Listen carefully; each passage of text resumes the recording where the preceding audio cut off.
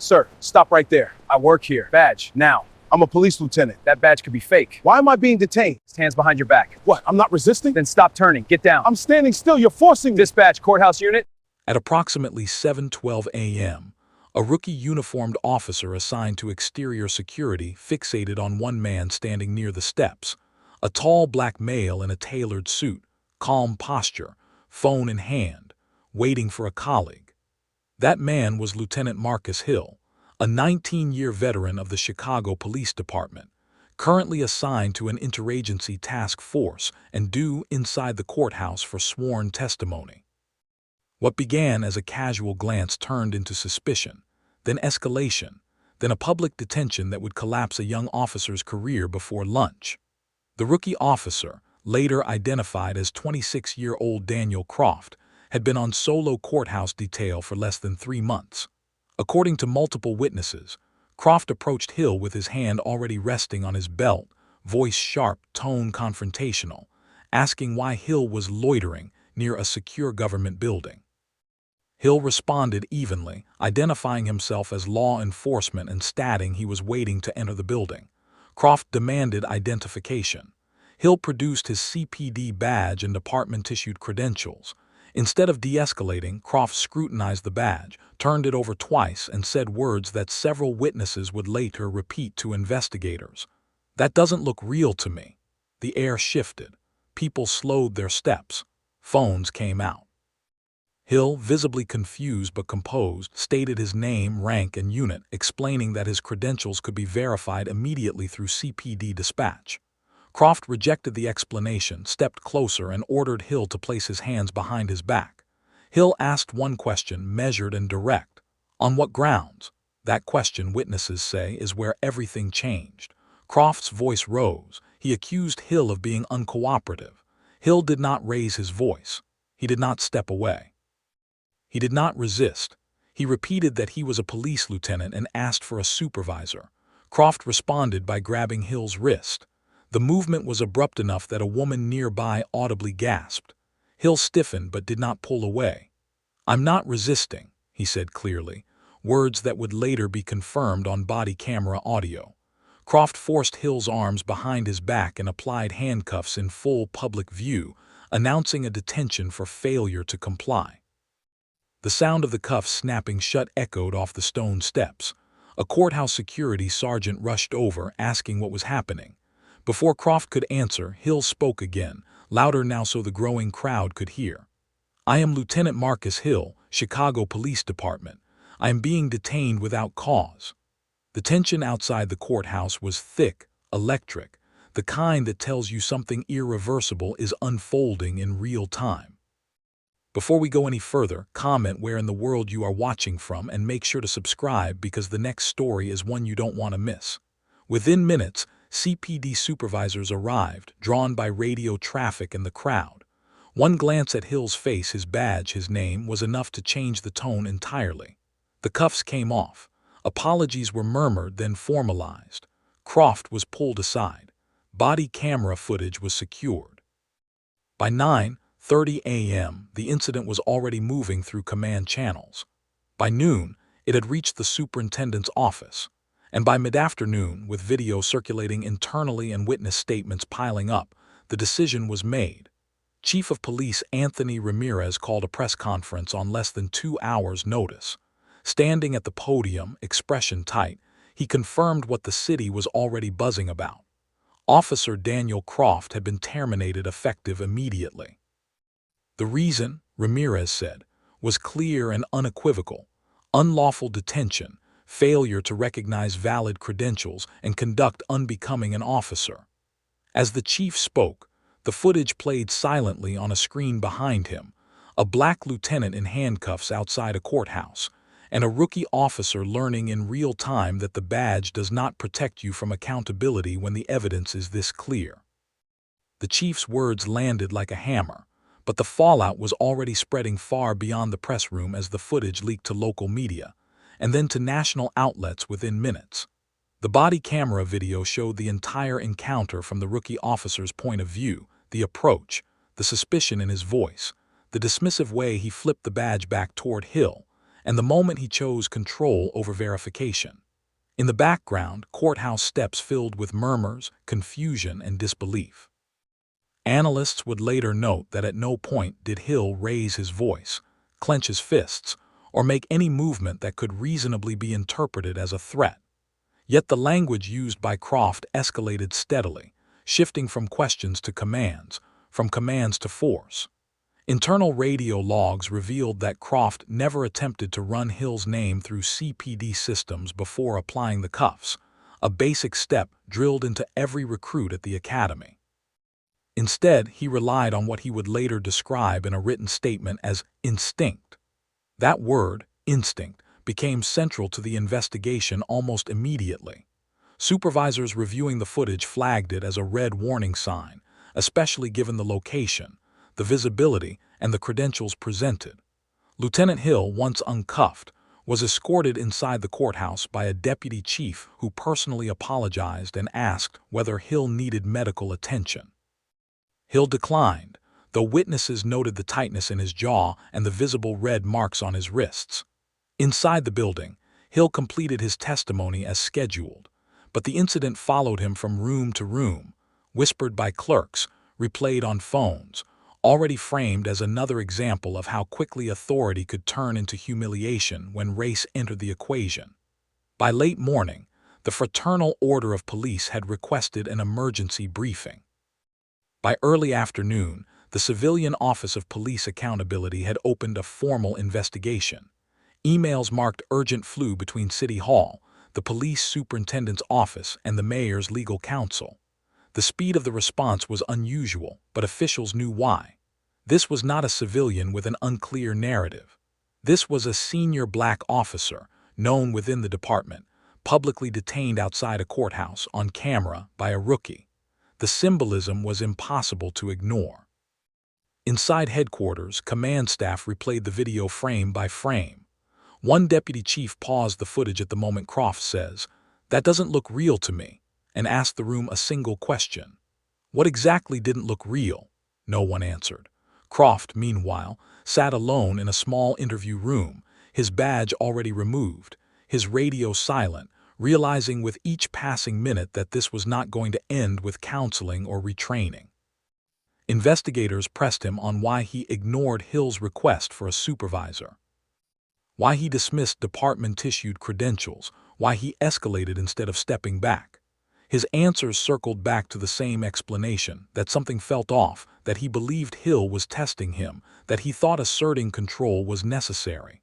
Outside the building, protesters had begun to gather, some chanting Hill's name, others holding signs that read, "If it can happen to him, it can happen to anyone." News helicopters hovered. Social media lit up with side-by-side images of Hill in uniform and Hill in handcuffs. The pressure mounted by the minute.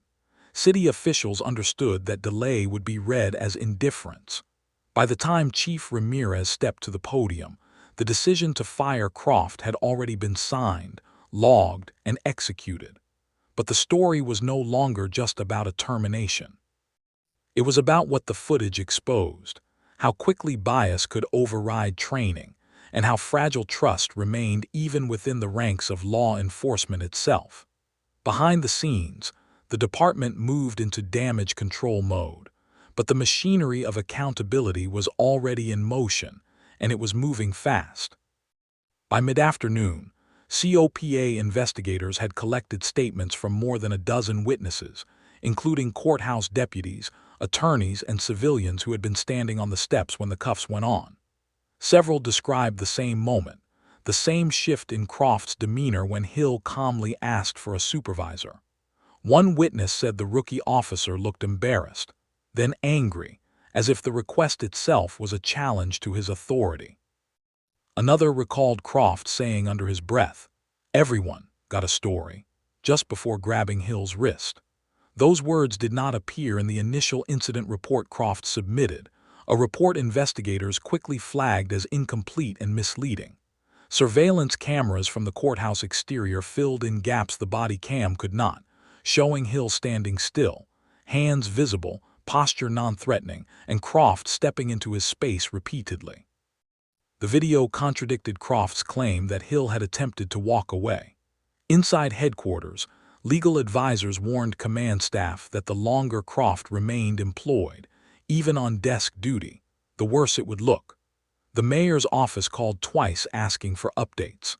By the time the chief authorized termination, the department's risk assessment unit had already concluded that the detention met the threshold for a civil rights violation. Lieutenant Hill, meanwhile, sat with a small group of trusted colleagues in a private office, processing what had happened. He did not raise his voice. He did not celebrate the firing. He spoke quietly about how quickly the situation had spiraled and how familiar the feeling was despite his rank. He told one commander, "If my badge didn't stop it, imagine someone without one." That sentence would later appear, almost verbatim, in multiple news reports.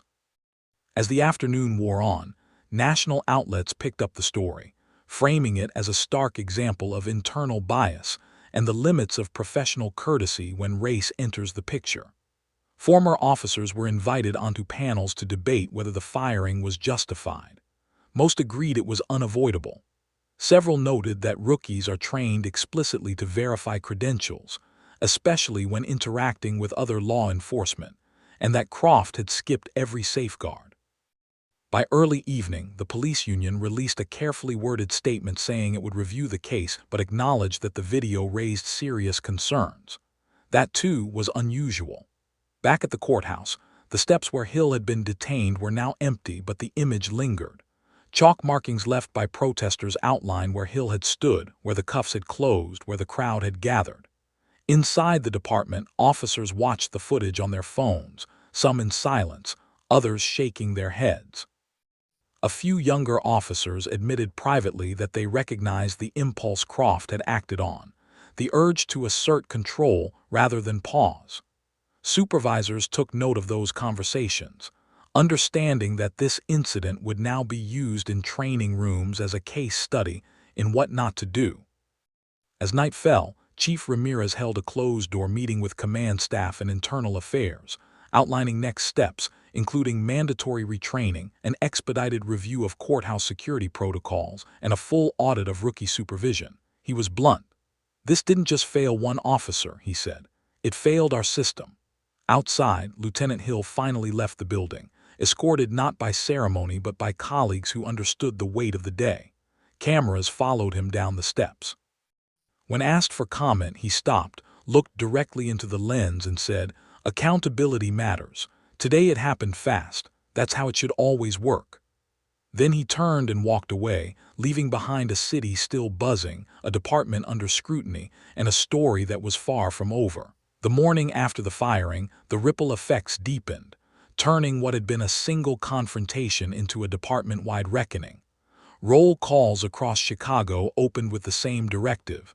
Supervisors were ordered to brief their units on the incident, not with spin, but with facts. The video was played without commentary. Officers watched the rookie's body cam capture the moment authority slipped into assumption, the subtle shift in tone, the refusal to verify, the handcuffs closing around the wrists of a fellow cop.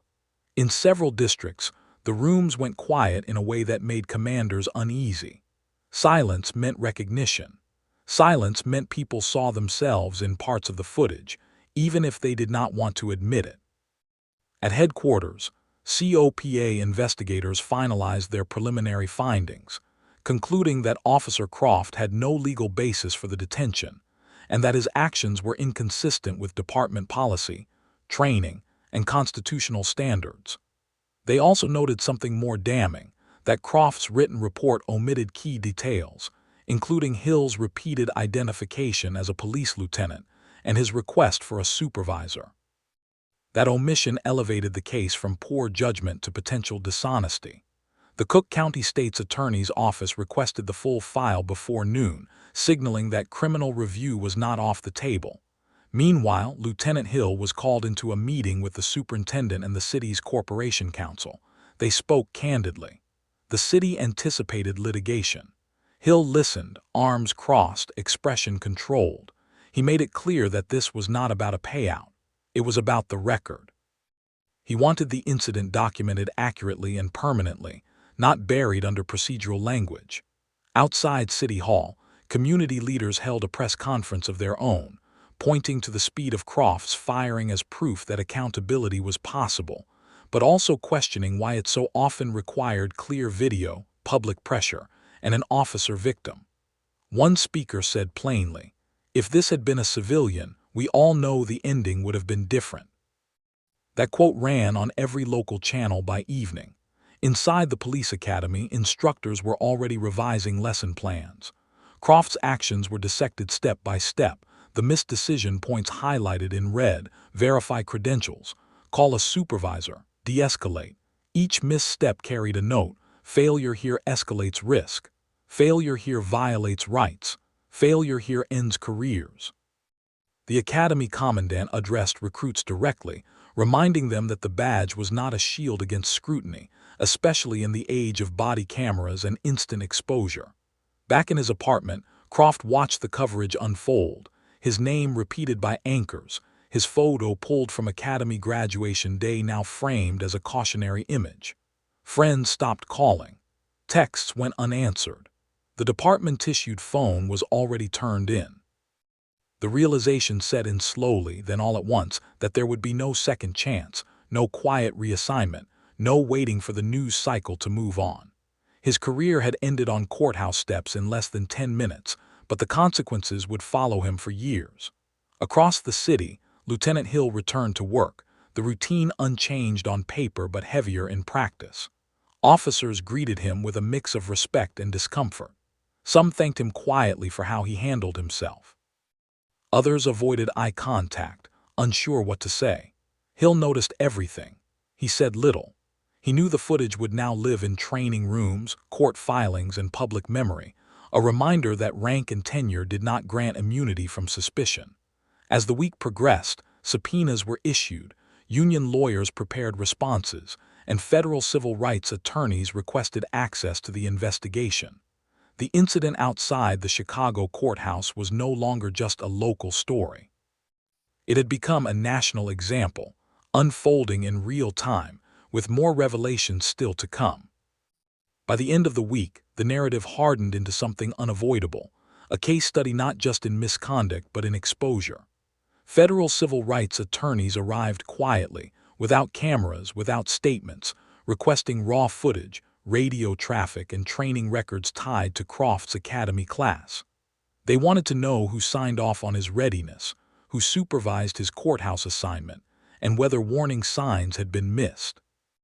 Inside CPD headquarters, those questions made people shift in their seats. Croft had no prior use of force complaints, but his field training evaluations showed repeated notes about command presence and assertiveness, language that now looked uncomfortably vague. One evaluator had written that Croft needed to learn when to slow encounters down. That note, buried in a file, suddenly mattered. The superintendent ordered an immediate review of all probationary officers assigned to high-visibility posts. Several were quietly reassigned pending retraining.